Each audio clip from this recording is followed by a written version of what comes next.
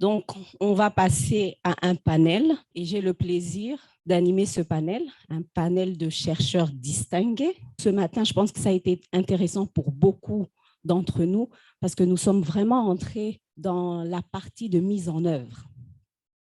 Donc, nous partons du cadre théorique et maintenant, comment mettons-nous en œuvre cette matrice?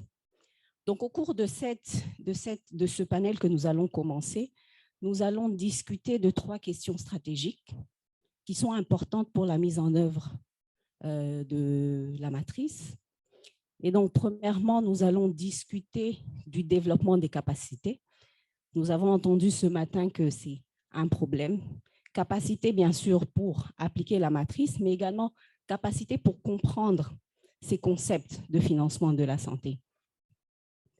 Et comment les pays peuvent développer ces capacités, mais aussi faire en sorte que ces capacités sont durables et qu'on ne se retrouve pas, à court de ressources humaines, parce que nous savons que dans nos contextes, ça arrive beaucoup, ce problème de rétention des personnes qualifiées. Deuxièmement, nous allons parler de l'intégration de la matrice dans les processus que nous avons dans nos pays d'élaboration et de révision de nos politiques. Comment peut-on s'appuyer sur la matrice, mais également comment améliorer l'utilisation des résultats que nous avons de la matrice. Et comme nous avons un panel de chercheurs, on ne peut pas s'empêcher de discuter des opportunités de recherche que la matrice va susciter. Donc, je vais passer maintenant et introduire notre panel de chercheurs. Je vais commencer avec Madame Tiané Guéé. J'espère que j'ai bien prononcé votre nom. Donc, Madame Tiané est une spécialiste en finances publiques et de l'économie de la santé, du suivi, évaluation et notamment de gestion des entreprises. Elle a une expérience de plus d'une vingtaine d'années et a été respectivement infirmière d'État au niveau des différentes structures du pays, de santé du pays, chef du bureau de programmation budgétaire au niveau de la direction de l'administration générale et de l'équipement, responsable des comptes de la santé et coordonnatrice de la cellule d'économie de la santé actuellement. Elle est titulaire d'un MBA en économie de la santé, l'analyse des politiques publiques de santé et l'élaboration des stratégies de financement sont entre autres ses principaux domaines d'intervention. Elle a participé à plusieurs rencontres et formations au niveau international organisées par l'OMS, l'OAS, l'UMOA, etc. Donc, elle dispose d'un diplôme professionnel sur les méthodes statistiques en suivi et évaluation décerné par MDI Illinois State University, et elle a une l'expérience qu'elle a accumulée la pousse à animer beaucoup d'ateliers de formation, et elle est aussi enseignante au Centre africain d'études supérieures en gestion, le CESAG, à Dakar. Donc, nous avons le docteur Kefi Bello, médecin de santé publique, originaire du Bénin. Elle est chercheuse au Centre de recherche en reproduction humaine et en démographie, le CERUD, au Bénin, et doctorante à l'Institut de médecine tropicale d'Anvers et à la KU Leuven. Son travail se concentre sur la promotion de la prise de décision basée sur l'évidence pour un meilleur accès à des soins de santé de qualité. Elle est actuellement impliquée dans des travaux soutenant les efforts des pays africains pour atteindre la couverture sanitaire universelle, avec une attention particulière sur le personnel de santé de première ligne, la collaboration des parties prenantes et la mise en œuvre des politiques pour la CSU. Alors, notre troisième membre est le docteur Joël Kiendre-Beogo, qui est médecin et économiste de la santé depuis une dizaine d'années, enseignant-chercheur en financement de la santé et en politique et système de santé. Il a commencé sa carrière au Tchad en 2012 en tant que manager adjoint du projet pilote de financement basé sur les résultats dans ce pays. Et puis, il est rentré au Burkina Faso où il a successivement travaillé au Centre Muraz comme chercheur, au bureau de la Banque mondiale de son pays comme spécialiste en développement de la petite enfance et comme enseignant-chercheur à l'université Joseph Kizerbo. Joël a été consultant également avec plusieurs organisations internationales. Il est actuellement en phase de finalisation de son doctorat en santé publique à l'université de Heidelberg en Allemagne et à l'Institut de médecine tropicale d'Anvers en Belgique, où il se focalise sur le rôle de l'apprentissage des politiques dans les processus de financement de la santé au Burkina Faso, sous la supervision de Bruno. Last but not least, comme on dit en anglais, on a le professeur Serge Mayaka Manitou, qui est un médecin congolais, économiste de la santé, avec un diplôme en politique de santé de l'Institut de médecine tropicale d'Anvers et un doctorat de l'Université catholique de Louvain en Belgique sur le financement de la santé. Il est également professeur d'université et possède des compétences en matière d'enseignement et de recherche, ayant donné des cours de politique de santé et de financement de la santé à l'École de santé publique de Kinshasa et à l'IMT Anvers. Il a développé depuis plus de 20 ans un intérêt particulier pour toutes les questions de renforcement des systèmes de santé et de réforme du financement de la santé afin d'atteindre les objectifs attendus de la progression vers la CSU. Il dispose également de compétences professionnelles polyvalentes ayant travaillé à tous les pyramides sanitaires de son pays, ce qui lui a donné une vision systémique de diverses questions de santé. Et depuis août 2021, il est le point focal P4H, rattaché à l'OMS puis à la Banque mondiale en Côte d'Ivoire. Bienvenue, Serge. Et donc, la première question, disons, le premier thème sur lequel nous allons discuter est le thème du développement des capacités dans nos pays, et spécialement dans le contexte de nos pays en Afrique. Donc, ma question est celle-ci. Donc, quelles sont les stratégies de développement des capacités non seulement à conduire un exercice de la matrice, mais aussi à utiliser ces résultats?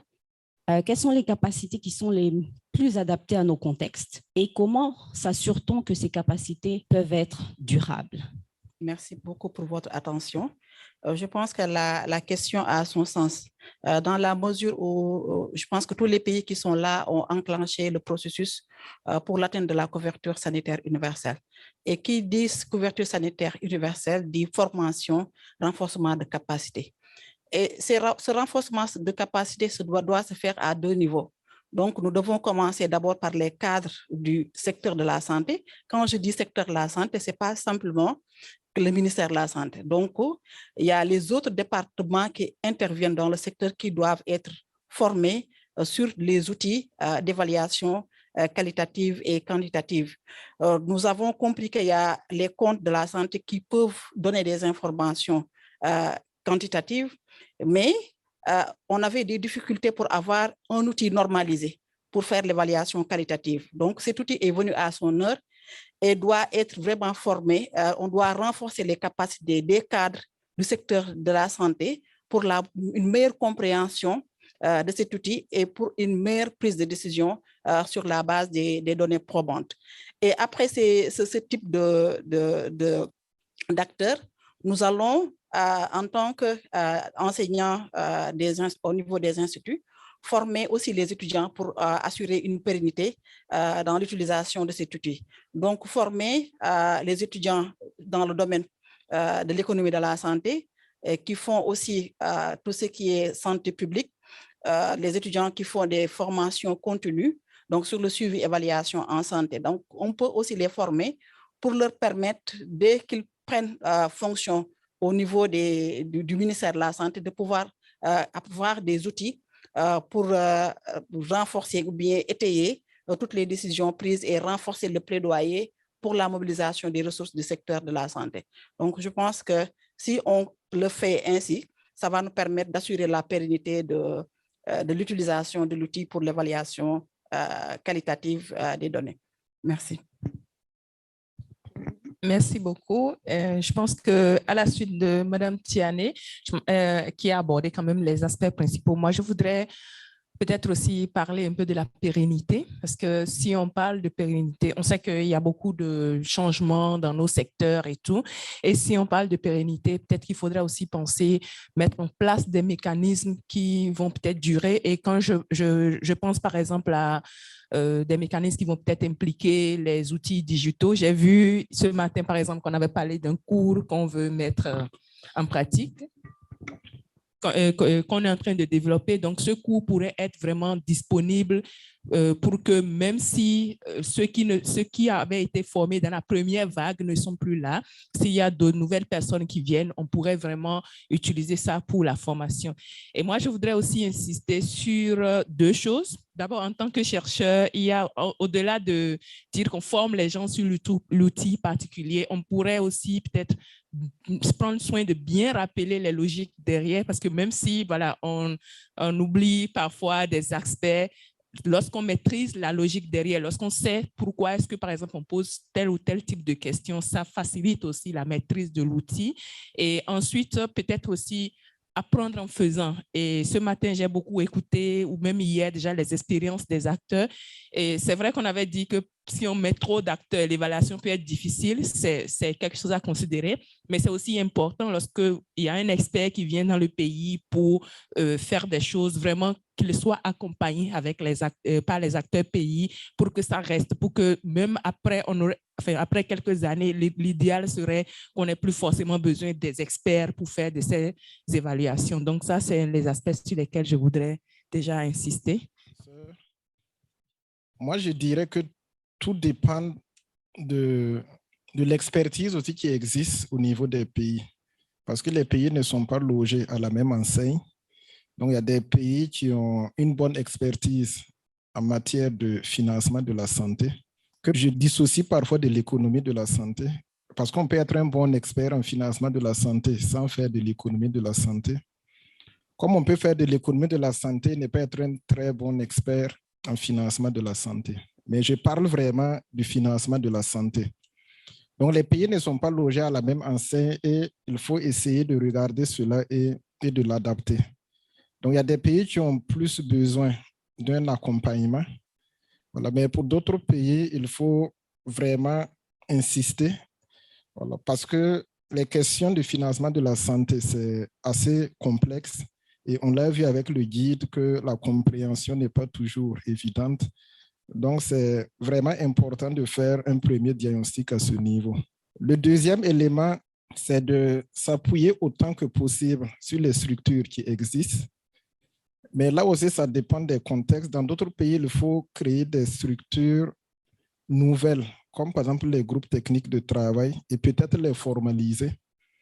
Et là aussi, il y a des implications en fonction des pays, parce que parfois, quand on formalise, il y a des incitations derrière. Donc, je vais parler des primes et autres. Il y a d'autres pays, ça n'existe pas. Donc, il faut vraiment tenir compte du contexte de chaque pays. Et comme Kefi l'a dit, on apprend à faisant. Donc, il ne faut pas faire l'exercice une seule fois. Donc, il faut un peu institutionnaliser et faire en sorte que l'exercice puisse être répété. Parce que c'est dans la répétition qu'on acquiert les aptitudes. Ça devient un peu comme un réflexe. Et je pense que c'est l'idée même de l'outil, que ça puisse être fait dans le temps pour suivre les progrès. Mais il ne faut pas qu'on le fasse une seule fois ou bien juste 2 fois et après un autre outil va venir, on va oublier et passer à autre chose. Voilà, donc je pense que c'est vraiment ce que je voulais dire en sachant, pour rebondir un peu sur le dernier point que j'ai dit, les pays ont beaucoup de priorités. Donc très facilement, on peut switcher et changer de priorité si autre chose vient ou bien si un autre bailleur vient avec un financement plus conséquent. Donc c'est important de mettre en place des mécanismes pour rester focalisé, voilà, sur l'outil. Merci beaucoup. Je pense que je suis tout à fait d'accord avec mes prédécesseurs et j'adhère à leurs propositions. Mais en plus de ça, je partirai un peu du cri de cœur de notre collègue Koultoum des Comores de tout à l'heure. Et donc, vous comprenez que si on doit mener cet exercice et faire en sorte que ce soit un exercice que cette stratégie soit durable dans les pays. Il faut que la masse critique des personnes qui maîtrisent l'outil soit importante. Et donc, il est, à mon sens, beaucoup plus efficient que d'organiser ces cours dans les contextes des pays, dans les pays, que de vouloir parfois externaliser, demander à ce que les pays envoient des délégations à Dakar, bien que j'aime beaucoup Dakar. Mais le problème, c'est que sur le plan du coût et sur le plan du nombre de personnes ou des acteurs du pays qui peuvent venir assister à ces formations, le nombre sera quand même assez réduit. Et donc, si on arrive au niveau de nos structures d'enseignement, l'école de santé publique de Kinshasa, par exemple, où je suis, ou bien l'université Joseph Kizerbo ou d'autres universités, si on arrive à internaliser ces cours en organisant, par exemple, des short courses, par exemple, des formations courtes sur la matrice, en utilisant des acteurs, c'est plus facile de faire venir un acteur international que de faire déplacer une quinzaine d'acteurs nationaux vers au niveau international. Et donc, si on peut arriver à organiser ces genres de cours in loco, comme on le dit, je pense que ça serait beaucoup plus intéressant, beaucoup plus durable, et on va augmenter la masse critique des acteurs qui maîtrisent la matrice beaucoup plus rapidement. Moi, d'ailleurs, j'ai pris la résolution que en décembre, je dois donner mon cours sur le financement de la santé. Je vais déjà piquer quelques diapositives dans ce que je viens de recevoir ici pour justement créer une section sur l'utilisation de la matrice pour justement évaluer les progrès du financement de la santé. Et donc, je pense que c'est comme ça qu'on va augmenter la masse critique des personnes qui maîtrisent cet outil-là. Et en plus de ça, on a parlé des cours, des cours en ligne. Bon, c'est vrai qu'il y a la plateforme, mais est-ce qu'on ne pourrait pas, par exemple, imaginer des formations en ligne telles que l'OMS l'organise par rapport au financement de la santé? Donc, chacun peut, de son ordinateur, accéder au site de l'OMS d'organisation des cours francophones sur le financement de la santé et commencer à suivre son cours sans nécessairement faire le déplacement vers Genève. En 2019, on a fait le déplacement jusqu'à Genève pour suivre ce cours-là, mais maintenant, le cours, il est en ligne. Est-ce qu'on ne pourrait pas envisager ce genre de stratégie pour qu'on puisse permettre à un plus grand nombre de personnes d'avoir accès à ces genres de cours? Et je pense que même si on organise des cours au niveau national, il faut vraiment bien identifier, sélectionner les candidats et s'assurer que les preneurs de décision pourront, ou les personnes qui peuvent mettre à l'agenda les différentes résolutions de ces analyses, soient partie prenante à ces formations. Voilà un peu ce que je peux dire en ce qui me concerne. Merci. Merci à toutes ces interventions. On va passer rapidement au second thème. Le second thème revient à l'intégration de la matrice. Donc, la question que nous avons, selon vous, en tant que chercheur, quel est l'apport de la matrice dans les processus d'élaboration et de révision des politiques, mais également quelles sont les stratégies que l'on peut mettre en place pour intégrer son utilisation? C'est bien parce qu'on a toujours vu, par exemple, l'exemple que nous avons avec les comptes nationaux de la santé qui ont été élaborés dans beaucoup de nos pays. Nous en faisons un très beau rapport, de très belles notes politiques et souvent, les résultats qui en sortent ne sont pas réellement utilisés pour informer les décisions politiques. Et donc, pour vous, quelles sont les stratégies, les meilleures stratégies, les stratégies les plus effectives pour qu'ils peuvent nous aider à intégrer son utilisation au vu de ses potentiels résultats? Parce que je me rappelle que je pense que c'est hier une session où on a beaucoup parlé des parties prenantes qui sont impliquées dans l'exercice de cette matrice et de leurs intérêts des fois qui peuvent jouer lors de l'exercice de la matrice.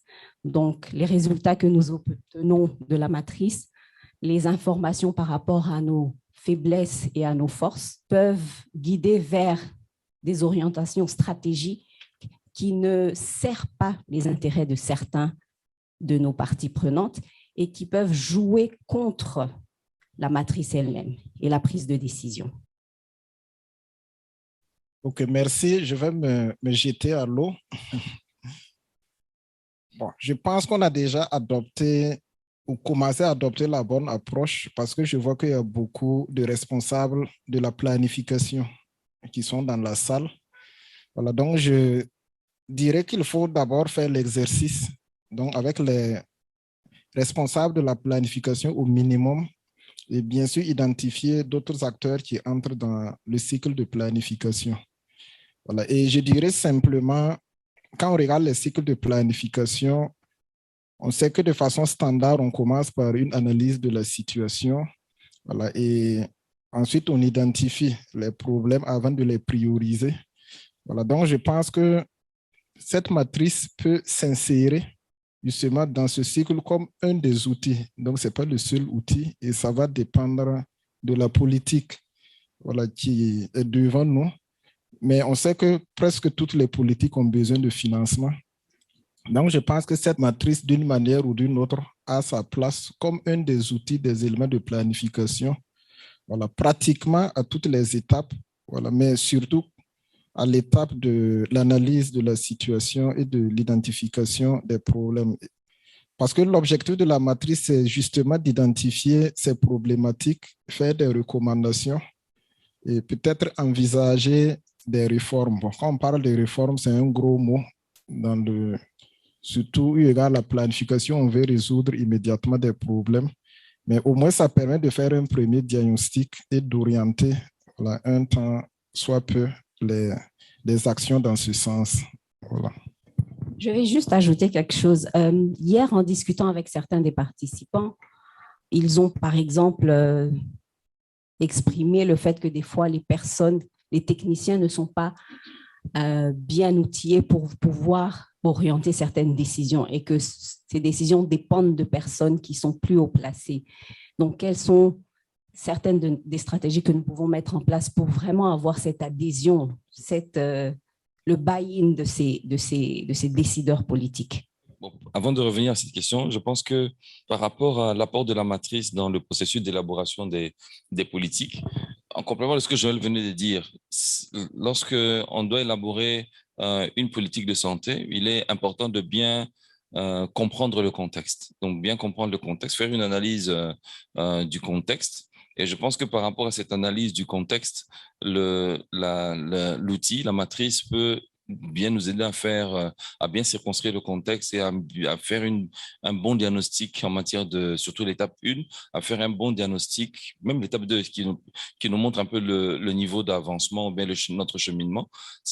On peut avoir une très bonne évaluation, une très bonne vision du contexte, mais aussi l'élaboration des politiques implique qu'on puisse également analyser le contenu. Donc, voir quel est le contenu de la politique qui existait et quel est, en utilisant cette matrice, quels sont les attributs souhaitables, désirables, et quel est le gap qui existe entre la politique que nous avons actuellement et ce gap que suggère la matrice. Et déjà, ces éléments-là, la matrice peut également nous renseigner suffisamment. Et en termes de politique, il faut également connaître les détenteurs d'enjeux ou les acteurs. Et je pense que la matrice peut déjà, à l'étape 1, nous aider aussi à faire à bien circonscrire le paysage et l'environnement des acteurs qui interviennent dans le financement de la santé. Et des acteurs qui, comme je dis, peuvent avoir soit des intérêts complémentaires ou des intérêts divergents, si je peux dire ça comme ça. Et donc, la matrice nous aide donc à voir aussi bien le contexte, le contenu, qu'à comprendre le jeu des acteurs. Et elle peut nous aider également à conduire le processus. Et ce processus-là, comme je l'ai dit, les gros rapports que nous allons produire, peut-être qu'il y aura des détenteurs d'enjeux qui pourront peut-être jamais les lire. C'est pour ça qu'au niveau de la Côte d'Ivoire, on avait suggéré qu'après, en dehors du rapport, il fallait qu'on puisse réfléchir sur une policy brief, une note de politique, pour justement essayer d'avoir capter l'attention des détenteurs d'enjeux, des preneurs de décision, pour que les résolutions qui sortiront de cette analyse puissent réellement aider à améliorer la stratégie de financement de la santé. Mais en plus de ça, les stratégies pour intégrer la matrice ou les stratégies pour intégrer son utilisation, je pense que la partie du diagnostic va nous montrer qu'il y a des controverses entre des acteurs qui ont leur propre agenda en matière de stratégie de financement de la santé, un peu comme ce que j'avais dit hier. Donc, ne pensez pas que tout le monde va qu'on va accepter qu'on puisse laisser tomber sa stratégie au profit de la stratégie d'un autre acteur. Et donc, il est important de bien comprendre et il est important d'anticiper les tensions qui pourront ressurgir après ou pendant ou après cette analyse-là, pour essayer de voir comment des acteurs, des partenaires qui sont si importants, qui peuvent avoir une très forte influence et pouvoir sur la mise en œuvre de la nouvelle stratégie, comment ces acteurs vont interagir. Il y aura des rapports de pouvoir très importants, des égos personnels, des conflits d'institutions et qu'il faudra maîtriser. Et je pense que à ce niveau-là, le leadership du gouvernement et de l'État sera très important pour que nous puissions pousser ces partenaires à s'aligner sur les objectifs nationaux qu'on aura décidés. Donc, voilà un peu ce que je peux dire de manière ramassée, ou je vais laisser la parole aux autres également. Merci beaucoup. Moi, je voudrais revenir sur 2 points principaux. C'est le point du dialogue, le dialogue entre les parties prenantes et aussi le point lié au choix. Pour ma petite expérience aussi de l'analyse des politiques, je pense que même si tous les acteurs ont leurs propres intérêts et tout, les politiques ne sont pas toujours fermées à l'évidence. C'est peut-être la compréhension qu'ils ou elles ont de cette évidence ou la manière dont ces évidences sont présentées qui font en fait que parfois, que souvent on rencontre des problèmes dans ce dialogue. Et déjà, ce que je vois par rapport à la matrice, je pense que si nous travaillons bien vraiment à en faire, d'abord pour relier au premier point qu'on a abordé, si nous travaillons bien aussi à faire comprendre aux acteurs ce que c'est que cet outil, comment est-ce qu'on peut l'utiliser, quelles sont les données qui sont derrière, je pense que ça sera déjà un grand pas parce que si on parle de renforcement des capacités, ce n'est pas seulement pour être un expert après, mais c'est aussi pour comprendre ce que les résultats qui sortent de ces matrices-là. Donc déjà, le fait de travailler à faire comprendre aux gens ce que c'est que la matrice, les données qui sont derrière les résultats que nous présentons, je pense que ça, c'est déjà quelque chose qui pourrait être utile. Et pour renforcer le dialogue, si nous avons, je pense qu'on peut, grâce à la matrice, on peut faire une bonne cartographie. On peut aussi, hier, lorsqu'on a fait l'exercice avec les questions, Diane avait dit quelque chose de très intéressant. Peut-être que si une question, on peut avoir noté le pays sur 1 et sur d'autres questions, on note le pays sur 3 ou sur 4. Donc, lorsqu'on a cette carte avec quand même les points où c'est rouge, les points où c'est vert, déjà, point politique, c'est intéressant. C'est plus intéressant que de dire, bon, tu n'avances pas du tout vers le bon chemin pour le financement de la santé, mais c'est plus intéressant de dire, attention, il y a des points où nous faisons bien, il y a des points où nous faisons moins bien, et peut-être on va se focaliser sur les points où nous faisons moins bien. C'est beaucoup plus facile déjà d'engager le dialogue avec les politiques ou avec les différentes parties prenantes sur ces genres d'aspects. Même ceux qui sont dans une logique de dispositif et tout, venir aussi avec cette cartographie où ils peuvent voir que, bon, notre dispositif contribue peut-être à mal faire sur ce plan, mais peut-être à mieux faire sur tel autre plan. Donc, je vois vraiment la matrice comme un outil qu'on pourrait aussi utiliser comme un facilitateur de dialogue, faciliter aussi la priorisation. Et maintenant, ça demandera effectivement qu'on continue à travailler pour en faire vraiment un outil utile, qui est perçu utile par les parties prenantes et qu'on continue aussi pour le renforcement des capacités. Donc, c'est ce que je voulais ajouter. Voilà, merci beaucoup. Moi, je vais insister sur un point qui me semble très important, c'est la communication. Il faut vraiment adopter une communication autour de cette matrice. Donc, nous, en tant que représentants des ministères, nous devons, après la formation, rendre compte à nos autorités pour leur montrer l'utilité de cette matrice. Déjà, chez nous, nous avons mis en place un comité multisectoriel pour l'élaboration de la matrice au Sénégal. Donc, aujourd'hui, si ce comité, ces membres du comité sont très bien formés, donc, ils pourront rendre compte à leurs autorités et montrer déjà par rapport à l'évaluation, parce que dans toute élaboration de documents, nous devons commencer par le diagnostic. Nous devons aussi faire des revues à mi-parcours. Et par rapport à ces différentes étapes, nous devons vraiment utiliser un outil qui est normalisé.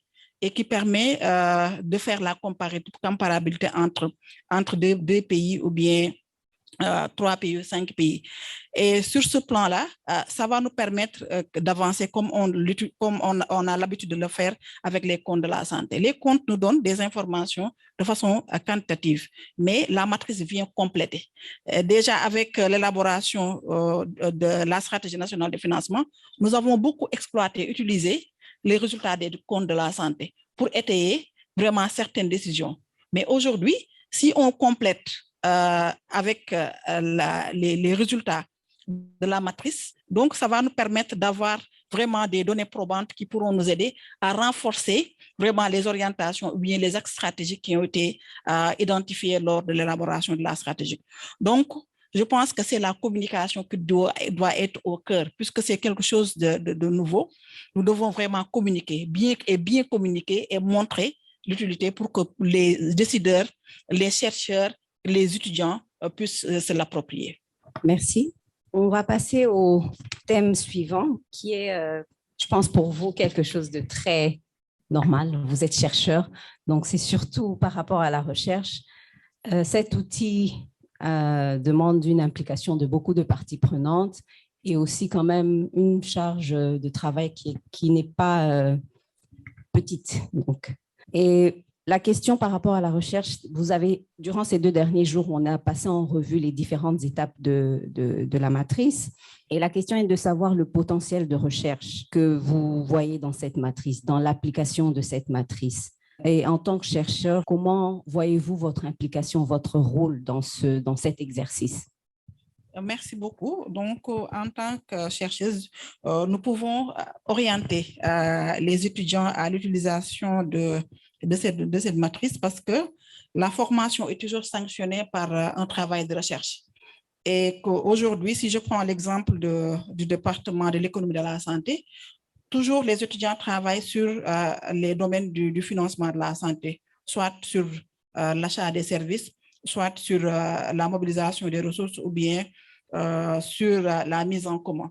Donc aujourd'hui, pour étayer ces résultats, ils peuvent utiliser la matrice pour avoir beaucoup plus de matière et comparer ça avec les données qui sont quantitatives. Donc je pense que c'est utile pour les étudiants, mais ça dépend vraiment du renforcement de capacité et aussi de l'utilisation effective vraiment des résultats, parce qu'il ne s'agit pas aussi de savoir identifier des thématiques, mais il faut savoir rédiger et exploiter les données. Il faut rédiger et exploiter les données, parce que si on n'arrive pas à exploiter les données, cela ne nous donne pas des orientations qui sont claires et qui seront utilisées par les décideurs. Donc, il faudra vraiment faire savoir aux étudiants comment exploiter les données, comment rédiger un projet de mémoire. C'est important de renforcer leur capacité sur vraiment la méthodologie de recherche dans ce cas précis. Merci. Merci beaucoup. Merci Sabine pour cette question et merci à l'OMS parce que je pense que ce qu'on observe malheureusement dans le monde de la santé mondiale, c'est qu'on a parfois des outils, des solutions, donc nous sommes prêts à les défendre et parfois on n'est pas forcément ouvert à de la critique. Donc je suis très contente vraiment qu'on puisse aborder ça et je pense que c'est déjà un pas vraiment vers l'amélioration de l'outil. On l'a tous dit, on l'a tous compris, c'est un outil qui est nouveau. Et je pense qu'accompagner sa mise en œuvre avec un agenda de recherche, ce serait vraiment utile. Et les questions de recherche découlent d'elles-mêmes. Déjà, premièrement, l'outil, ce matin, par exemple, on avait parlé des difficultés à utiliser. On a parlé, il y a eu des questions comme ça coûte combien, ça prend combien de personnes dans l'équipe de façon optimale. Je pense que ça, c'est déjà des questions que la recherche peut chercher à comprendre. Qu'est-ce que ça coûte d'utiliser cet outil? Comment est-ce qu'on peut l'utiliser? Quels sont les points de difficulté? Quelles sont peut-être les questions qui sont trop difficiles, qu'il faudrait retirer à terme ou peut-être améliorer à terme? Donc, je pense que déjà, l'amélioration de l'outil en lui-même, c'est déjà un point où on peut vraiment trouver beaucoup de questions de recherche. Et ensuite, il y a aussi les données que nous allons collecter. Donc, on a parlé de cette base de données mondiale qui est une ambition pour que l'outil veut atteindre. Donc, j'ai déjà un pays peut déjà comparer sa performance d'ici 1 an, d'ici 2 ans par rapport à ce qu'il a fait peut-être au début comme baseline.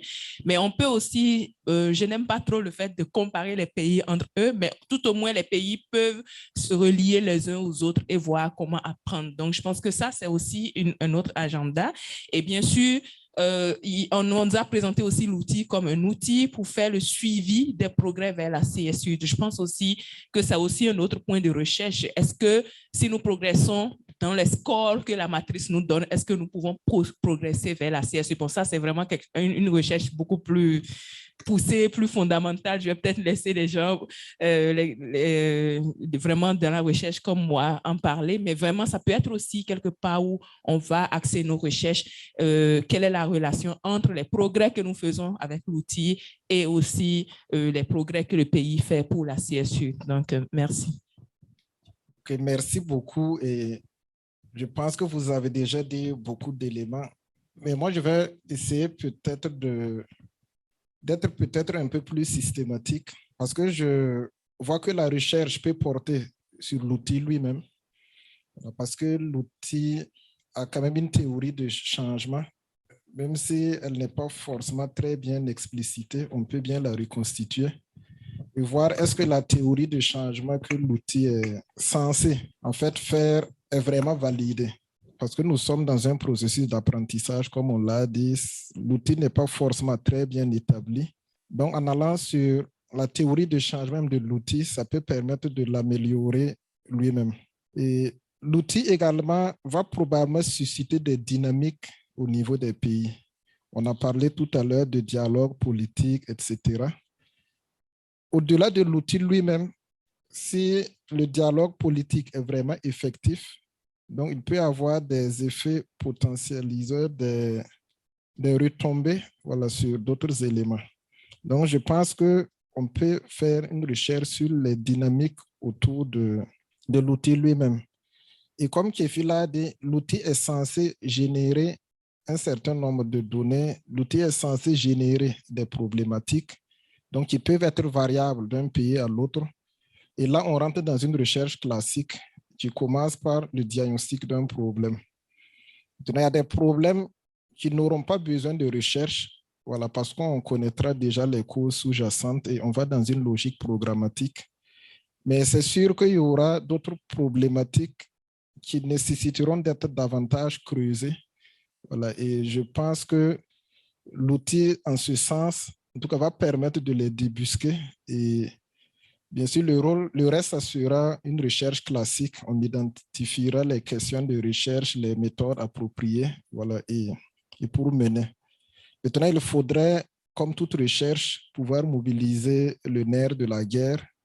Donc, malheureusement, l'OMS souvent n'a pas de fonds pour financer la recherche. Voilà, mais je pense qu'avec le plaidoyer, avec les autres PTF, donc on pourra mobiliser assez de ressources pour mener les recherches que l'outil pourra susciter. Oui, merci beaucoup. Je suis tout à fait d'accord avec mes prédécesseurs.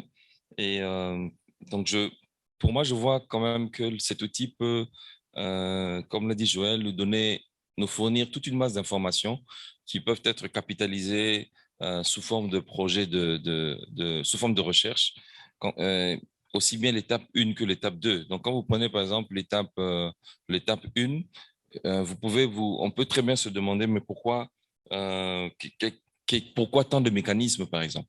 Qu'est-ce qui explique qu'il y ait autant de mécanismes dans les pays et quelles sont les tensions possibles qui peuvent exister entre les acteurs qui mettent en place ces différentes stratégies? Donc, ça peut être des orientations, mais également tout ce qui est des analyses de l'efficience. Donc, voir en termes d'efficience, qu'est-ce que ces différents dispositifs peuvent nous apporter comme information en termes d'efficience dans le financement de la santé. et même l'étape 2, les différents attributs, les questionnements au niveau des différents attributs pour essayer de comprendre pourquoi pour tel attribut on est encore émergent, on l'est d'être au niveau établi par exemple, et essayer de comprendre les gaps, ça peut également faire l'objet de toute une série de sujets de recherche. J'entrevois également la possibilité, lorsque vous terminez l'étape 1, l'étape 2, et que vous avez identifié toute une série de dispositifs particuliers de financement de la santé, et puis vous êtes passé à l'étape 2 qui vous a permis de faire cette analyse critique, ben, après, on se dit, mais et après, on fait quoi? Donc, comment arriver à une nouvelle architecture institutionnelle par rapport au financement de la santé? Comment mettre ensemble de manière la plus optimale et la plus efficiente possible tous ces dispositifs de financement qui existent? Est-ce qu'il existe une structuration optimale ou bien un schéma ou un montage institutionnel qui soit le plus le souhaité? Et comment adapter ce schéma institutionnel ou ce montage institutionnel par rapport à tous les pays? Je pense que c'est autant de questions que l'on peut se poser et qui peuvent faire aussi l'objet de recherche. Et lorsque nous aurons obtenu les résultats de cette analyse, ben, il est important, ça sera au niveau des experts, mais après, comment on conçoit le processus de transfert de compétences pour qu'on arrive réellement à la prise de décision. Et quels sont les canaux, quels sont les messages, quels sont les moyens qu'on va utiliser? Je pense que ça peut faire aussi toute une série de sujets de recherche également. Et quand vous analysez les différentes questions, on a posé 33 questions qui sont, quand vous les lisez, ben, vous sentez qu'elles sont des questions qui étaient très, très fouillées puis très, très bien réfléchies. Mais est-ce qu'il n'en existe pas d'autres? Donc, on peut aussi réfléchir sur comment faire des propositions en fonction, bien sûr, de ce test à grande échelle que nous allons faire lorsque l'outil, la matrice sera utilisée dans plusieurs autres contextes. Ben, peut-être que les difficultés que nous allons rencontrer, bien, les leçons apprises nous permettront peut-être de voir ou bien d'identifier peut-être des questions, des reformulations des questions ou bien des questions qui peuvent être ajoutées, complémentaires, pour justement bien nourrir les différents attributs. Donc, voici un peu ce que je peux dire de manière ramassée en ce qui concerne les sujets de recherche que peut générer l'application de cette matrice selon moi. Donc, merci beaucoup. Merci à vous. Donc, de par vos interventions, on sent que la matrice a un grand potentiel de recherche, vraiment important, de par non seulement la disponibilité des données que l'on pourra collecter, l'idée de valider cette théorie, Theory of Change, la théorie de changement qui est sous-jacente dans cet outil, également d'étudier les dynamiques que ça crée dans les pays et surtout que des fois on se rend compte que l'implémentation d'une intervention par rapport à une faiblesse identifiée, quand on décide d'une intervention et qu'on la met en pratique, souvent, elle ne nous amène pas vers les mêmes résultats, dépendamment des contextes des pays. Et je pense que les contextes sont très, très, très importants et c'est aussi quelque chose que nous devrons documenter si on couple cet exercice avec une recherche. Quelque chose que je voulais aussi ajouter, bon, devant ce grand potentiel de recherche, comment travaillons-nous? Je vais demander peut-être particulièrement à Joël, qui a déjà commencé à travailler avec la Côte d'Ivoire. Est-ce que les chercheurs ou les institutions de recherche, les universités sont impliquées dans ce processus? Parce que pour eux, pour pouvoir faire cette recherche, ils doivent être d'une certaine façon impliqués. Au Sénégal, peut-être le problème ne va pas se poser parce que Madame Tiané a 2 casquettes. En même temps, au niveau elle est attachée au ministère de la Santé et en même temps au CESAC. Mais dans des pays où on n'a pas ce genre de cas, comment s'assurer que le monde scientifique, le monde universitaire accompagne aussi ces processus et puisse documenter ces processus? Merci. Je dirais d'emblée qu'il faut peut-être élargir la question au-delà des universités. parce que d'abord, en tout cas pour les pays que je connais, il n'y a pas beaucoup d'enseignants et beaucoup de chercheurs en financement de la santé et en économie de la santé dans nos contextes. Bien sûr, il y a des experts qui sont policiers, qui sont décideurs politiques et autres, mais dans le milieu académique, il n'y en a pas beaucoup. Maintenant, quelle est la raison? Je ne saurais le dire. Donc, pour répondre à cette question, je dirais que pour qu'il y ait une bonne dynamique autour de la matrice, donc comme on l'a expliqué tout à l'heure, il faut aller au-delà de l'académique parce que ce n'est pas uniquement dans l'enseignement qu'on va former des experts. Comme on l'a dit, on peut former des gens qui sont sensibilisés à la matrice, qui comprennent, mais pour être expert, il faut beaucoup plus. Donc, je dirais d'aller au-delà des universités pour avoir vraiment une masse critique, voilà, de personnes donc, qui sont capables, pour créer cet écosystème de connaissances autour de la matrice. Donc, je pense qu'il faut aller au-delà de l'académique. Juste en prenant l'exemple de la Côte d'Ivoire, avez-vous des chercheurs, experts, pas nécessairement du monde académique, peut-être d'autres instituts de recherche qui ne sont pas nécessairement académiques, qui accompagnent le processus? Non, à ma connaissance, je sais qu'il y a des experts en financement de la santé en Côte d'Ivoire. D'accord. Voilà, mais je ne sais pas dans quelle mesure ils ont été impliqués. Bon, quand je regarde la constitution du groupe de travail, c'est beaucoup plus des décideurs politiques. Bon, ils ont mis également des chercheurs, mais ils n'ont pas mis des identités. Mais je sais qu'il y a des experts en financement de la santé en Côte d'Ivoire, mais peut-être comme l'équipe de Côte d'Ivoire est là, ils pourraient dire dans quelle mesure professeur Samba ou professeur Abdoulaye Sangaré ont été impliqués, je ne sais pas. Cette question, on va la lancer à l'audience parce que je pense que vous avez aussi vos propres avis et vous commencez déjà à voir comment vous allez appliquer cette matrice et penser à la formation d'un comité technique. Je pense que la présentation de la Côte d'Ivoire a été très intéressante ce matin. Et donc, je vais m'arrêter sur ce dernier point et je vais vous donner la parole pour des questions ou des commentaires. Et on a déjà un participant en ligne qui voudrait poser sa question. On va commencer avec le participant en ligne et puis après, on va passer à la salle. À vous, Yacouba. Bonjour tout le monde. Je m'appelle Yacouba Kone, je suis un ancien CIPSien. Et actuellement, je suis en charge du financement de la santé au niveau de l'USAID.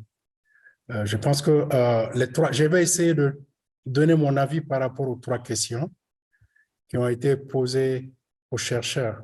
Moi, je dirais d'abord, il faut d'abord penser à la reconnaissance de l'outil. Est-ce que dans ce processus de formulation de cet outil, les grandes écoles de santé publique ont été réellement consultées ou ont donné leur avis là-dessus? Parce que pratiquement au niveau local ici, il y a un petit conflit qui ne dit pas son nom. Pratiquement beaucoup de décideurs viennent de grandes écoles et les grandes écoles se battent à travers leurs élèves dans nos pays. Donc, si au niveau de l'OMS, il y a déjà un consensus des grandes écoles autour de l'outil, je pense que son acceptation au niveau local va être très facile. Sinon, si cela n'est pas fait, il serait bon pour l'OMS réellement de discuter, de continuer le dialogue avec ces grandes écoles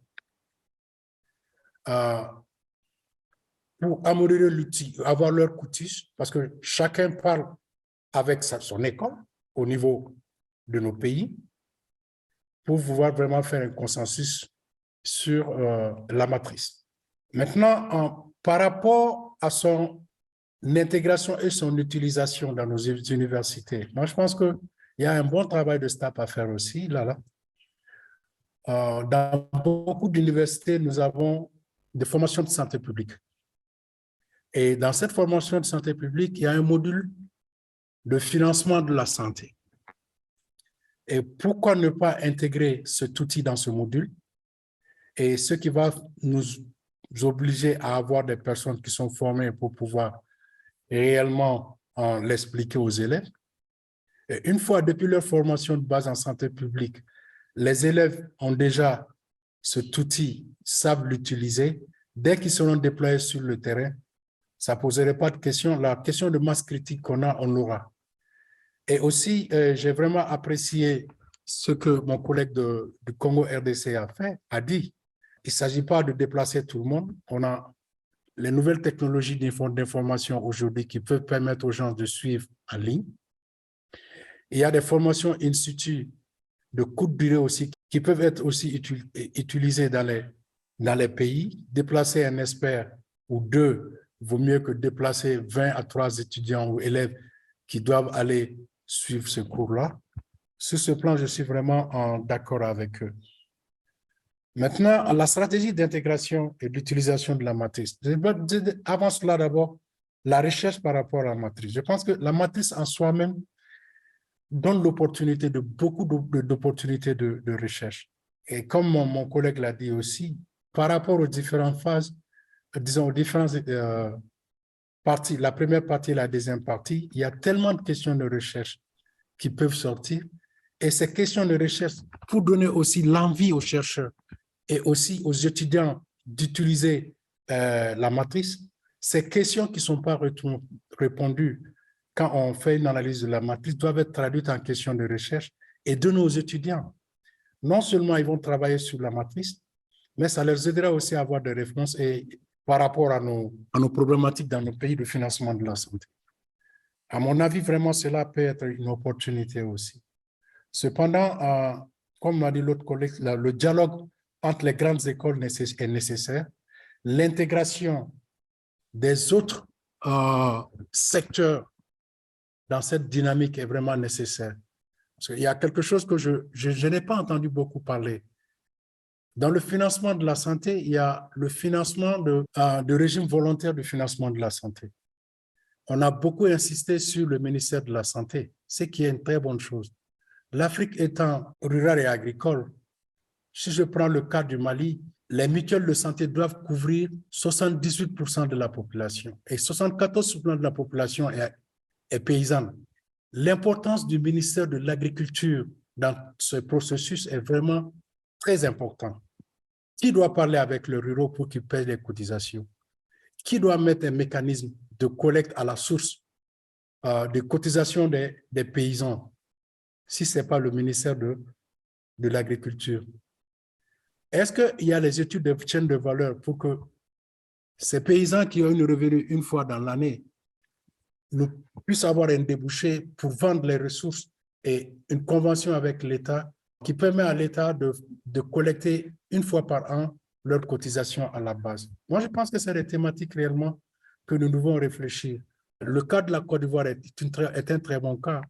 Et ce que je n'ai pas vu réellement le ministère de l'Agriculture là-dedans, je n'ai pas vu les représentants des interprofessions paysannes là-dedans, parce que quand ils donnent leur argent, ils s'attendent à quelque chose. Mais s'il y a un mécanisme en place qui leur permet de prendre en compte leur insight, et je pense que ça leur permettra de croire encore au système. Mais la question aussi qu'on doit se poser, il faut vraiment questionner la question de confiance entre ce qui gouverne, le gouvernant et les gouvernés. Moi, je me rappelle, quand on était dans le processus d'essayer de comprendre la thématique du financement de la santé au niveau rural, la première question qui nous avait été posée par les paysans, c'est qui garde notre argent? Devons-nous payer nos cotisations qui seront gardées par quelqu'un qu'on n'a jamais connu? Que va-t-il faire de nos ressources? Est-ce que nous aurons la qualité des soins requises? Est-ce que le paquet proposé, parce que il y a toute cette thématique réellement qui nous permettra réellement d'avancer. Je m'arrête là parce qu'il y a d'autres personnes. Merci, M. Yakuba. J'allais vous interrompre. Okay, merci beaucoup. On va passer à la salle maintenant. Bon, moi, j'aimerais revenir sur la question du renforcement des capacités. Nous sommes face à un outil qui est émergent, selon notre expression, qui est en train de naître. Et je pense qu'à ce stade, on ne doit pas perdre de vue la finalité de l'outil, qui est de monitorer la CSU. Donc, en matière de renforcement de capacité, je militerai pour une démocratisation de la formation. Parce que, à la base, dans nos différents pays, nous avons les différents acteurs du système engagés dans la planification depuis le niveau périphérique jusqu'au niveau central. Aujourd'hui, la plupart dans nos pays, c'est la planification du niveau bas, du bas vers le haut.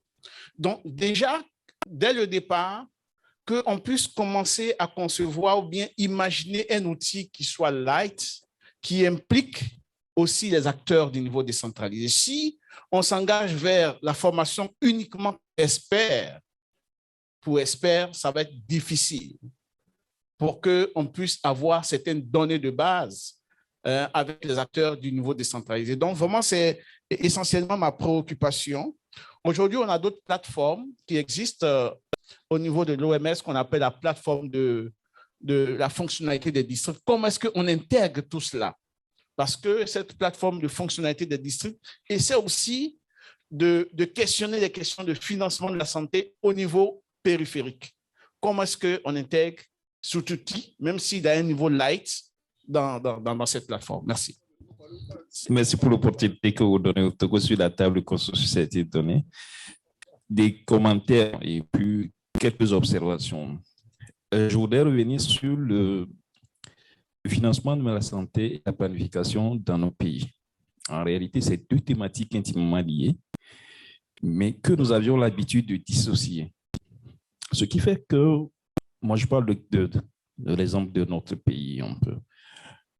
Quand vous parlez de financement, on a l'impression que jusqu'à la fin, lorsqu'on conduit le processus jusqu'à la fin, ça n'a rien à voir avec le processus de planification.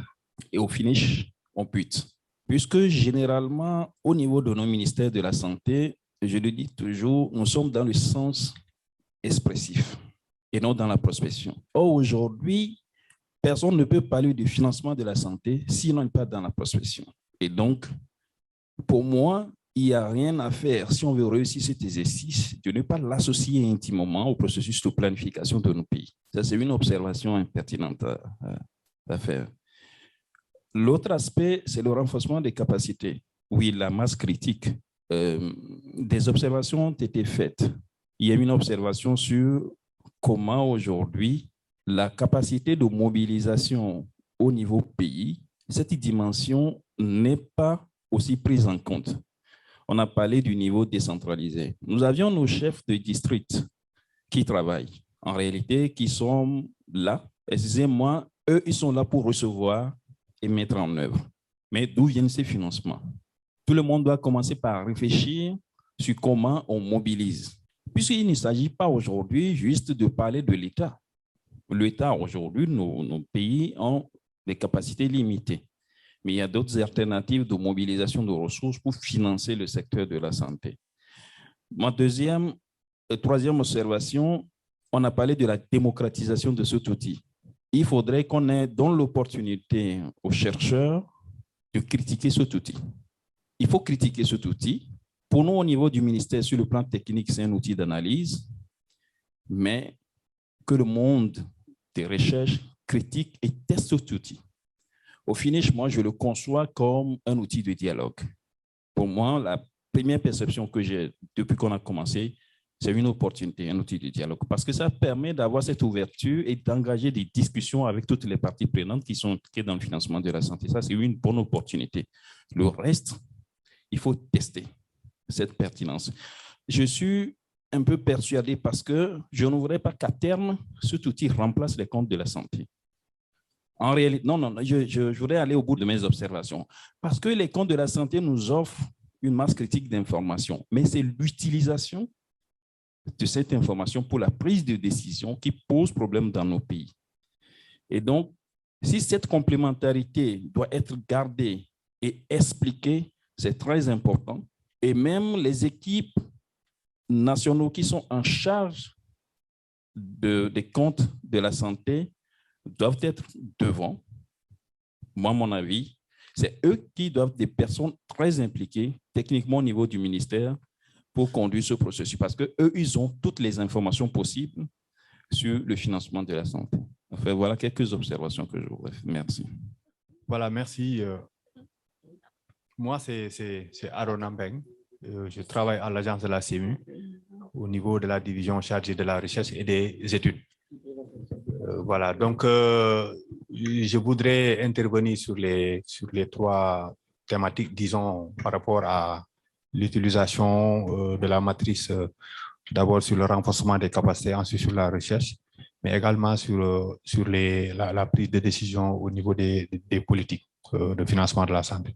D'abord, je pense que je suis tout à fait en phase avec ceux qui ont parlé un peu d'intégration de modules dans le financement de la santé, peut-être qui renvoient vers ces outils, qui informent que c'est des outils qui existent et qui montrent un peu l'importance de cet outil.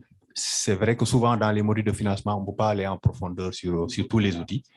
Je parle juste de l'exemple des comptes de la santé pour ceux qui ont eu la chance de faire le CESAC. En général, ce n'est pas au niveau des modules où on pourra creuser au maximum, mais on peut donner quand même une idée sur les utilisations possibles, l'intérêt qu'il y a à utiliser tel ou tel, par exemple, cette matrice, parce que des outils, il y en a beaucoup quand même. Et surtout maintenant, après passer par les thématiques de stage des étudiants, notamment sur les différents attributs qui ont été cités ici et qui doivent concourir vraiment au remplissage de la matrice, des thématiques précises sur des attributs, sur la mobilisation des ressources, sur la mise en commun, etc. Là aussi, je pense que ça permettra d'avoir une masse critique, donc en tout cas d'experts, en tout cas dans le futur pour une bonne utilisation de cette matrice. Je rejoins tout à fait tout à l'heure ce que le collègue vient de dire par rapport à l'utilisation ou bien en tout cas de faire de telle sorte que ceux qui travaillent au niveau des comptes de la santé, mais également au niveau des systèmes d'information, donc puissent en tout cas comprendre un peu l'intérêt de l'utilisation de cet outil et peut-être être intégrés dans le groupe qui pratique un peu cet outil. Par rapport à la recherche, rapidement, donc, je pense qu'effectivement, il y a plusieurs thématiques possibles. D'abord, des thématiques en rapport avec sur la base des différentes évaluations. Par exemple, quand les pays qui auront réussi à faire les premières évaluations, sûrement, il y aura des questionnements et là, ça peut renvoyer à des études, à de la recherche possible. Je m'explique. Je donne juste l'exemple, par exemple, de hier, avant-hier, on a parlé un peu des autres dimensions qui peuvent intervenir, disons, des recherches, par exemple, dispositifs et cadres juridiques adaptés, dispositifs de financement et cadres juridiques adaptés, c'est des thématiques de recherche, mais également les aspects, les déterminants sociaux à l'adhésion à tel ou tel dispositif. Ça aussi, ça fait enrichir un peu les débats dans le cadre de l'utilisation de cette matrice. Et également, par rapport aux scores, par exemple, qui ont été utilisés, je pense que c'est sur la base des articles, donc au fur et à mesure quand même qu'il y a des études, peut-être ça peut aider aussi à améliorer les scores, et même des études dans le cadre des critiques sur la méthodologie qui est utilisée pour en fait la fixation des scores par rapport aux différentes questions. Maintenant, rapidement sur les politiques, j'insisterai un peu sur l'aspect plaidoyer. Je prends juste un seul exemple. Si, par exemple, nous devons faire un plaidoyer sur l'attribut mobilisation des ressources domestiques, nous parlons d'espace fiscal, nous parlons de la fiscalité, nous parlons de beaucoup de choses. En fait, il faut aussi que les experts comprennent aussi que, je parle du plaidoyer, comprennent aussi que au niveau du ministère des Finances, eux aussi, ils sont en train de gérer un peu l'équilibre macro, c'est-à-dire ils font un cadrage macroéconomique. Ils vont voir un peu si, par exemple, on veut utiliser les ressources domestiques pour la santé en tapant un peu sur tel ou tel produit par rapport à la taxation. Il peut y avoir des implications au niveau macro, c'est-à-dire au niveau des prix et ensuite peut-être provoquer des déséquilibres macro. Et là, je veux dire qu'en fait, il faut renforcer pour que les capacités, pour que en fait, ceux qui utilisent l'outil aussi puissent mieux communiquer avec le ministère de l'économie et des finances, du budget aussi, surtout vraiment pour leur faire comprendre un peu voilà, la possibilité d'exploiter cet outil donc, pour mobiliser les ressources. Voilà. J'allais poser la question, ou je pose la question. Vous voyez, avec ces outils ici, sans trop tarder, par exemple, Avec la décennie mondiale de la santé de la mère et de l'enfant, l'OMS est venu avec l'outil SRMNEA. Je ne sais pas dans quel pays ils ont fait et appliqué cet outil. La RDC a utilisé cet outil et nous avons les résultats. Deuxièmement, on arrive avec l'outil HAPT de production de comptes. On dit non, n'utilisez plus les comptes spécifiques, tout sera intégré dans les résultats des comptes nationaux de la santé. Mais aujourd'hui, on nous demande des informations très détaillées sur le financement de la santé pour lesquelles l'outil ne désagrège pas. 3, je reviens. Il y a l'outil sur l'analyse de la protection contre les risques financiers en santé. La RDC a fait cette étude et je remercie beaucoup l'OMS qui a financé et j'ai été primé pour aller présenter ça à la conférence internationale d'économie et de santé publique. Cette étude a trouvé les mêmes résultats comme d'autres pays qui les avaient utilisés. Nous avons utilisé encore l'outil des coûts catastrophiques en santé des malades souffrant de la tuberculose et leur ménage. Nous sommes les premiers en Afrique centrale à avoir déterminé les coûts catastrophiques de santé des ménages souffrant de la tuberculose. Bref, chaque outil vient, mais après élimine l'autre outil. Heureusement que l'outil des comptes nationaux reste encore d'applicabilité jusqu'aujourd'hui, parce que les résultats sont utilisés. Moi, je ne pourrais pas vendre,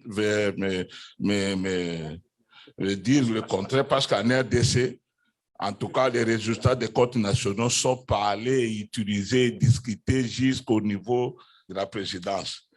Et je suis fatigué de la demande. Il y a eu même l'informaticien qui m'a dit que le site a été saturé à cause du téléchargement des rapports des comptes nationaux de la santé.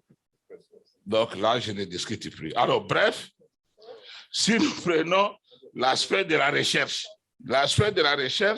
chaque attribut constitue déjà le sujet de recherche, à moins que je me trompe. Donc, moi, j'enseigne le cours de financement de la santé et je l'ai restructuré pour corriger les erreurs qui étaient avant. Mais si vous n'avez pas travaillé au ministère de la Santé, si vous n'avez pas géré les projets financés pour la santé, vous serez difficile. Je suis content, il y a un collègue qui a dit tout à l'heure, tu peux être docteur en économie de la santé, mais si tu ne fais pas les comptes nationaux, tu n'es pas spécialiste en comptes nationaux de la santé. C'est comme un médecin, mais il est médecin, mais il n'est pas spécialiste en ophtalmologie. C'est la même chose. J'étais très content. Il y a un collègue qui a dit ça tout à l'heure. Et moi, j'ai eu la chance de travailler à tous les niveaux de la pyramide sanitaire. J'ai commencé au niveau rural, provincial, intermédiaire, jusqu'à tout ce qu'il y a. J'ai fait tout, donc je connais tout ce qui s'est passé. Alors, donc, voilà, en résumé, dans la recherche ici, pour moi, je suis très content. C'est ce que j'allais citer. Je suis très content pour tous ceux qui veulent faire la recherche sur le financement de la santé vers la couverture santé universelle.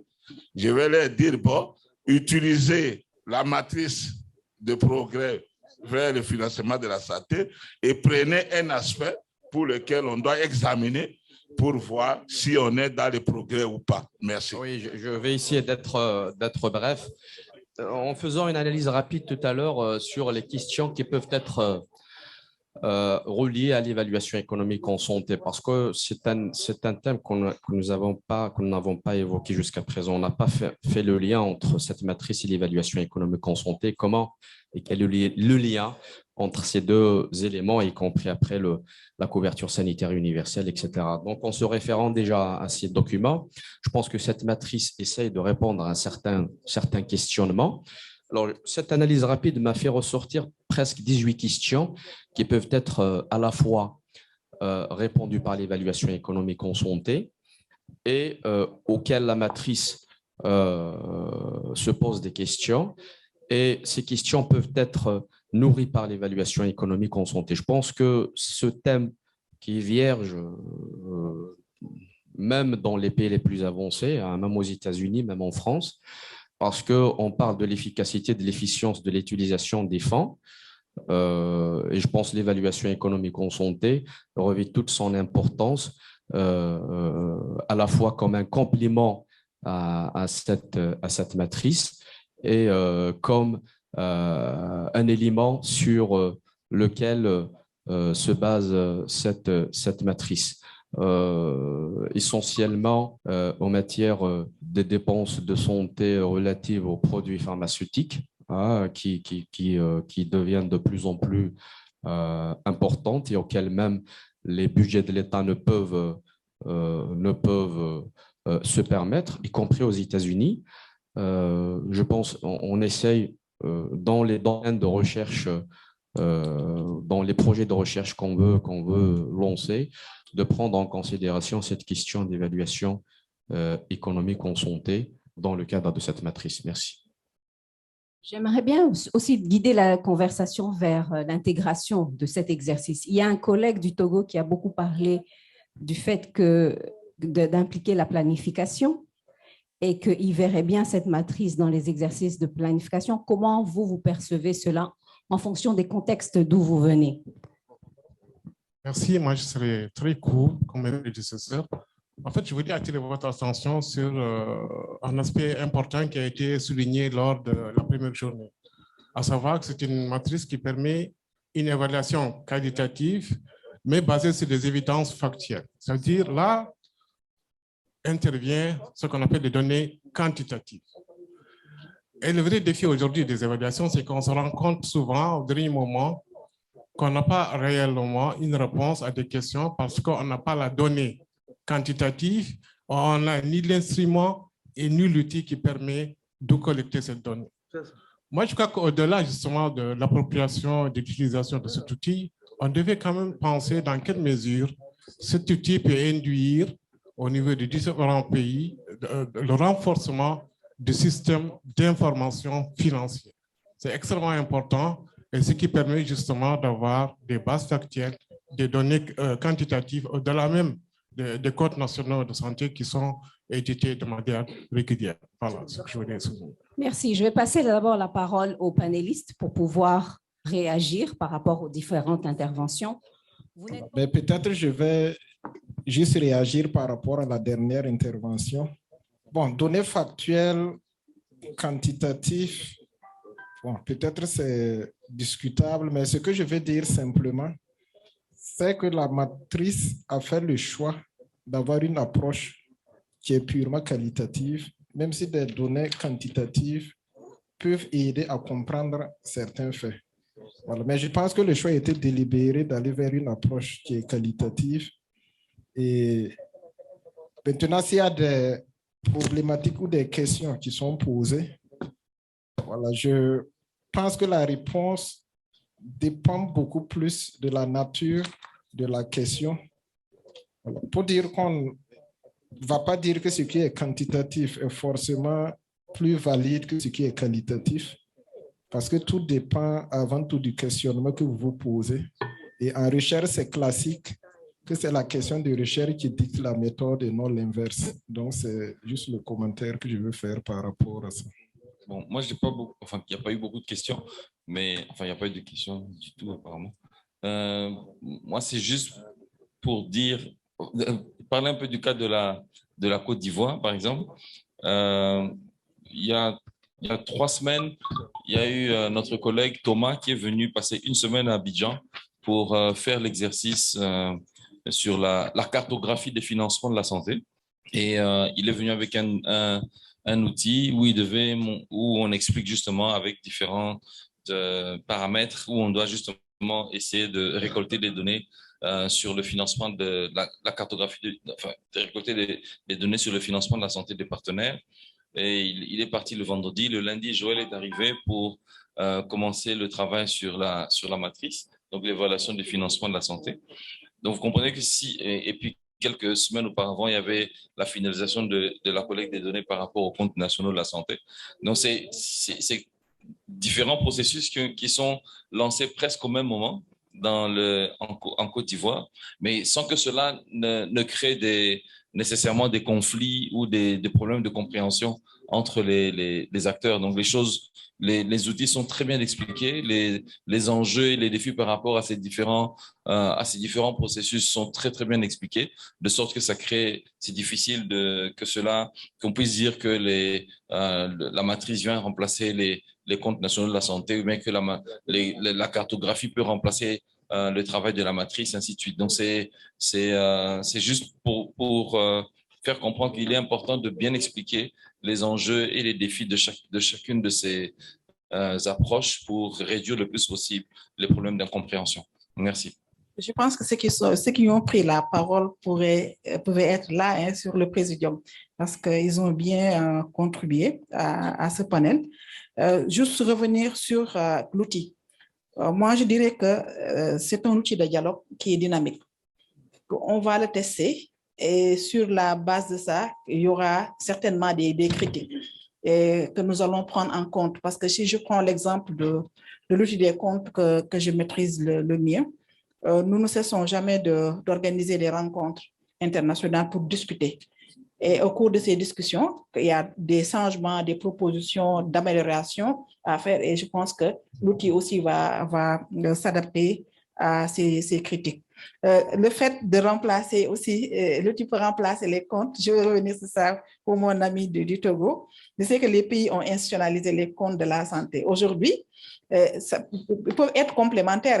Nous pouvons utiliser les comptes pour l'évaluation quantique et utiliser l'outil aussi pour l'évaluation évaluative, cette évaluation qualitative, parce que nous utilisons les données des comptes aujourd'hui pour pouvoir évaluer qualitativement les politiques et autres. Donc, d'où l'importance d'avoir cette interconnexion entre la planification et le financement de la santé. C'est deux choses qui vont ensemble. Aujourd'hui, avant d'élaborer un document stratégique, il faut l'évaluer. Sans l'évaluation, nous ne pouvons pas aller à la planification. Donc, les équipes de planification doivent être formées sur l'outil d'évaluation, sur la matrice. Donc, il faut toujours un plaidoyer, un renforcement de capacité, discuter avec les autorités pour qu'il y ait un portage à un niveau beaucoup plus élevé. Voilà. Merci beaucoup. Moi, juste revenir sur l'analyse critique de l'outil. Je pense qu'on a tous compris que c'est quelque chose qui est nécessaire. Donc, j'ai bien aimé aussi le terme démocratiser l'outil parce que c'est un peu à ça, je me rapportais aussi quand je parlais aussi d'essayer de comprendre les logiques derrière. En fait, c'est un outil qui vient dans une panoplie d'outils. Donc, je pense que dans le cycle de planification, dans tout ce que nous ferons, c'est vraiment important que nous comprenions la logique derrière. Et comme Joël l'a dit, c'est en fonction de la question que nous avons, en fonction du travail que nous voulons faire, que nous pouvons peut-être aller vers tel outil. Mais peut-être, je pense aussi que l'un des avantages, c'est justement de pouvoir donner cette possibilité de façon qualitative quand même de comprendre un certain nombre de choses. Donc, pas seulement analyser, pas seulement venir avec des chiffres, mais vraiment comprendre pourquoi la logique derrière, par exemple, les scores que nous donnons. Donc, je pense que je voudrais vraiment, je ne sais pas si c'est rassuré, mais quand même, je pense que nous devrions vraiment être en position, effectivement, de continuer à critiquer l'outil, donc retenir ce qui marche, voir ce qui ne marche peut-être pas et revenir. Donc, je pense que c'est quelque chose qui va très bien justement avec un agenda de recherche qu'on pourrait avoir autour de l'outil. Merci. Quand nous avons pensé à cette session, on voulait discuter justement de cette question du développement des capacités parce que beaucoup de pays l'ont fait sentir qu'il y a un problème de ressources humaines. Et donc, nous sommes déjà en train de faire beaucoup de choses. On nous ramène la matrice, mais on est déjà occupés, tous occupés. Et donc, j'espère que les interventions diverses des panélistes, tout comme de la salle, vous a permis aussi de commencer à penser aux différentes stratégies que vous pouvez mettre en place, notamment les cours en ligne, l'inclusion de ce sujet dans les cours au niveau des universités. Donc, il faudra penser à des collaborations avec les universités, mais également à la démocratisation de cet outil. On ne pense pas uniquement aux étudiants, mais aussi on pense élargir le groupe de personnes travaillant en financement de la santé et aller même au niveau décentralisé. Ce sont des discussions que vous aurez à faire localement dans vos contextes spécifiques et penser à la meilleure façon de pouvoir assurer un développement des capacités qui sera durable. Donc, sur la thématique de l'intégration de la matrice dans le processus, il y a notre collègue du Togo qui a bien sûr mentionné que cet outil devrait être intégré. Donc, je ne sais pas si ça sera annuellement, mais vous devez, notamment dans toutes les activités que vous faites, pouvoir faire un exercice de la matrice. Ça pourrait être un exercice. Il y a quelqu'un qui a parlé d'une formation, une formation, mini-formation, un mini-format. Vous pourriez utiliser quelques questions. Vous n'êtes pas obligé tout le temps de faire tout l'exercice de la matrice une fois que vous avez votre baseline. Et donc, une discussion aussi, c'est surtout pour vos contextes spécifiques parce que l'exercice de l'après-midi va vous amener à réfléchir autour de ça. Comment pouvons-nous intégrer cet exercice dans les processus actuels que nous avons dans nos pays? Est-ce possible? Et si c'est possible, comment allez-vous le faire? Donc, sur la thématique de la recherche, bien sûr, c'est juste pour réveiller tout le monde et montrer le potentiel qu'il y a avec la matrice. Donc, la matrice a été créée avec des attributs désirables pour lesquels, bien sûr, nous avons des évidences, certaines évidences, mais la matrice peut nous aider également à valider toutes ces évidences et aussi à capitaliser l'expérience que nous aurons dans chacun des pays et pouvoir faire des partages d'expériences. Vraiment désolée. Donc, je vais passer la parole à Bruno. Merci Sabine et merci aux panélistes et aux participants. Je pense que c'est une excellente discussion. L'OMS a été interpellé un peu, donc je voulais donner juste aussi notre point de vue sur cette question. Un, pour confirmer que nous faisons très bon accueil de la volonté des chercheurs de poser un agenda de recherche sur la matrice. C'est très important. Monsieur Koné a dit, est-ce qu'il y a eu une consultation des écoles de santé publique? La façon dont on l'a mentionné hier, comment la matrice a été confectionnée, il y a cette accumulation d'expériences construites par l'OMS ces 30 dernières années en matière de financement de la santé, mais il y a aussi une consultation de la littérature scientifique pour affirmer les différents attributs désirables. Et donc, juste pour dire, voilà, la première façon dont nous allons solliciter les chercheurs, c'est en lisant leurs travaux. Et donc, tous les chercheurs qui voudront faire des recherches sur des questions spécifiques nous aideront. J'approuve aussi l'analyse de Kefi qui disait qu'il y a un agenda de ce qu'on appelle Implementation Research. Donc, on fait bon accueil à ça. Je retiens aussi la question de Joël en nous disant qu'il faudrait mieux expliciter la théorie de changement. Et on pourrait, j'aime beaucoup ta suggestion de faire des comparaisons entre le processus de la matrice et d'autres processus, d'autres outils, dans quelle mesure ils enclenchent des dynamiques de changement politique. Donc ça, c'est une sorte d'étude de l'effectivité ou de l'efficacité de la matrice comme outil. Donc c'est une excellente idée et ce serait, je pense que ce serait parfois des sujets de doctorat peut-être pour certains chercheurs. Alors, revenir aussi sur le point de Madame Tiané qui a dit que c'est un outil de dialogue, très certainement. Je pense que c'est un outil qui a trois fonctions. Une fonction descriptive, ça c'est principalement l'étape 1 de la matrice. Une fonction analytique, c'est plutôt l'étape 2. Et je suis tout à fait d'accord avec toi, une fonction de dialogue, structurer le dialogue, faciliter le dialogue. Donc, sur la fonction descriptive, bon, on a fait des choix. On a vu hier avec l'étape 1 qu'il faut choisir combien de dispositifs sont documentés. On a entendu aussi qu'il y avait parfois un petit malaise sur c'est quoi un dispositif. Là, on peut accompagner les pays sur cette question. Peut-être qu'il y a une petite clarification à faire de notre côté. Sur la fonction analytique, ce sont les attributs désirables, c'est les questions. Serge, je suis tout à fait d'accord avec toi quand tu suggères d'ajouter peut-être, il faut un espace pour ajouter de nouvelles questions, si on en identifie. Moi, je pense qu'il y en a encore, j'en ai une ou deux en tête. Donc, je pense que là, l'espace est ouvert. Vous êtes maintenant membre de cette communauté, du réseau, via la plateforme en ligne. Donc, vous allez pouvoir suggérer vos idées. On fera des webinaires de temps en temps. On organise déjà en anglais, on en fera en français. Et c'est ce genre de questions qui pourraient revenir. Donc, si vous voyez des questions qui sont manquantes, on peut certainement les envisager. Il faudra que ces questions subissent le même processus que les autres, quelque part d'être soutenues par une validation scientifique et une revue de la littérature. Kefi, je suis d'accord avec toi sur cette idée de dire qu'il faudrait que ces attributs souhaitables soient prouvés, en regardant au final dans quelle mesure la matrice a vraiment un impact en matière de CSU. Ce n'est pas seulement en termes de processus politique, mais c'est vraiment, est-ce que les pays qui font la matrice, qui l'ont fait 2-3 fois, est-ce qu'on voit vraiment une accélération en termes de résultat final sur la CSU? Ça, c'est un objet, comme tu disais, c'est un agenda long. Et ce ne sera pas un agenda pour une seule personne. Et c'est pour ça qu'en fait, vos études, les évaluations que vous ferez vont alimenter une base de données que Matt entretient, qui va s'accumuler avec le temps. Et on espère que progressivement, on aura des séries temporelles et on pourra regarder des tendances, on pourra comparer les pays. Et donc, on espère que cette information va générer, en anglais, ils disent insights, des nouvelles idées, des nouvelles compréhensions sur la difficulté d'aller vers la CSU. Voilà, donc merci en tout cas à tous pour vos inputs et je rends la parole à Sabine. Je ne sais pas si Diane... Je pense que Diane a quelque chose à dire. Juste pour souligner l'opportunité d'avoir vraiment une belle analyse faite par rapport à cet outil. Ça permet d'avoir une richesse d'informations.